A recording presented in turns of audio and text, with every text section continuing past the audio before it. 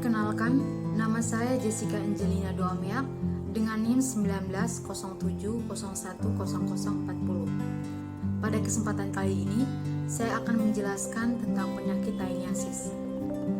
Taeniasis adalah penyakit infeksi yang terjadi karena infestasi cacing pita Taenia solium atau Taenia saginata di saluran pencernaan manusia. Penyakit ini memiliki dampak yang luas, tidak hanya berdampak pada kesehatan manusia, namun juga memberikan dampak pada sektor ekonomi. Penularan Taeniasis melalui perantara atau inang. Manusia merupakan inang sejati atau definitive host, sedangkan babi adalah inang perantara bagi cacing Taenia solium dan sapi sebagai inang perantara untuk cacing Taenia saginata. Indonesia merupakan salah satu negara endemis Taeniasis. Contoh daerahnya adalah Papua, Bali, Nusa Tenggara Timur, dan Sumatera Utara. Prevalensi kejadian Taeniasis di Indonesia antara 1,1% sampai 45,8%. Distribusi tempat bagi Taeniasis di Indonesia dapat tersebar di seluruh Indonesia. Taenia saginata misalnya, prevalensi dan insidensinya lebih sering atau tinggi pada daerah yang mayoritas penduduk mengonsumsi daging sapi.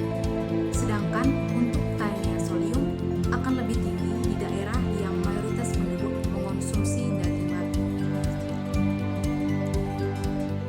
Etiologi Taeniasis. Seperti yang sudah kita ketahui, Taeniasis disebabkan oleh cacing pita Taenia solium atau Taenia saginata. Inang perantaranya juga berbeda, yaitu sapi dan babi. Untuk klasifikasinya, Kingdom Animalia, Phylum Platyhelminthes, kelas Cestoda, ordo Silopelidea, family Taenidae, genus Taenia, dan spesiesnya bisa Taenia solium atau Taenia saginata. Morfologi Taeniasis. Yang pertama, Taenia saginata. Cacing ini berwarna putih transparan dan bisa mencapai panjang hingga 25 meter. Kepala dari cacing Taenia saginata berdiameter 1,5 sampai 1 mm. Berbentuk segi empat dengan potongan melintang dan tidak memiliki rostellum maupun pengait. Cacing ini memiliki 4 buah penghisap yang terletak pada setiap sudut kepala cacing. Bentuk leher dari cacing ini sempit, ruasnya tidak tampak jelas, dan tidak terlihat seperti struktur tertentu. Yang kedua, Taenia solium. Panjang cacing ini berkisar antara 2-7 meter. Kepala cacingnya berbentuk segi empat, dilengkapi dengan 4 buah alat penghisap dengan diameter kurang lebih 1 mm. Memiliki kait berbentuk bulat pada ujung klotex yang dikelilingi 2 buah kait dengan jumlah kurang lebih 23 buah. Siklus hidup Taeniasis. Yang pertama, telur melekat di rumput bersama tinja. Telur tetap infektif sampai beberapa hari bahkan beberapa bulan di lingkungan luar. Sapi dan babi dapat terinfeksi karena memakan makanan yang terkontaminasi telur atau segmen grafik. Yang kedua, pada usus halus, onkosfer kemudian menetas dan menginvasi dinding usus halus, kemudian bermigrasi ke otot bergaris. Yang ketiga, onkosfer yang berada di otot bergaris kemudian berkembang menjadi cysticercus dan menetap di otot selama beberapa tahun.